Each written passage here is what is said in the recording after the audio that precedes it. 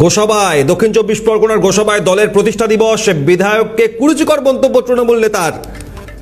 রাজনৈতিক ভবিষ্যৎ ধ্বংস করার হুমকি, বিধায়ক খুনের হোলি খেলছেন, ক্ষোভ প্রকাশ করলেন তৃণমূল নেতা বরুণ প্রামাণিক। দক্ষিণ 24 পরগনার গোসাবায় বিধায়ককে কুরুচিকর মন্তব্য। 1 জানুয়ারি তৃণমূল কংগ্রেসের প্রতিষ্ঠা দিবস, গতকাল 27তম প্রতিষ্ঠা দিবসে বিধায়ককেই স্থানীয় তৃণমূল নেতা কুরুচিকর মন্তব্য করলেন।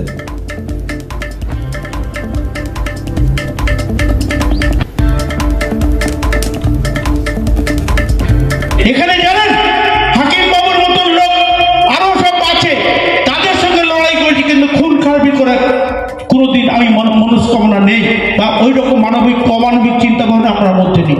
অথচ এমএলএ সাহেব বলে এলো যে চিত্তও মারছে। তুমি 6 মাসের এমএলএ, 1 বছরের এমএলএ, তোর থেকে শিক্ষাগত অনেক যোগ্যতা, তোর মতন অনেক ছেলেকে আমি হাত ধরে রাজনীতিতে নিয়ে এসেছি। আমরা আমার পেটে 2 কলম বিদ্যা আছে।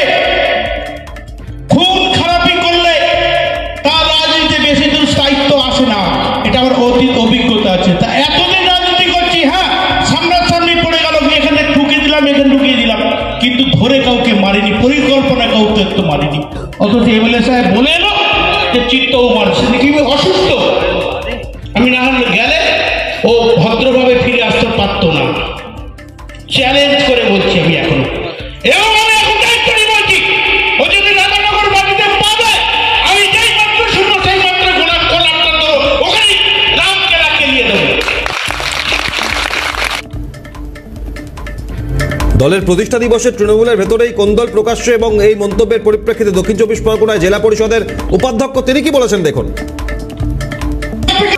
এটা কিছু কিছু মানুষের হয়তো কষ্টের কথা বলে ফেলেছেন, তারা কোনো অঞ্চলে পরিচালনার ক্ষেত্রে বিভিন্ন সমস্যায় পড়েছেন, তাই সেগুলো বলেছেন।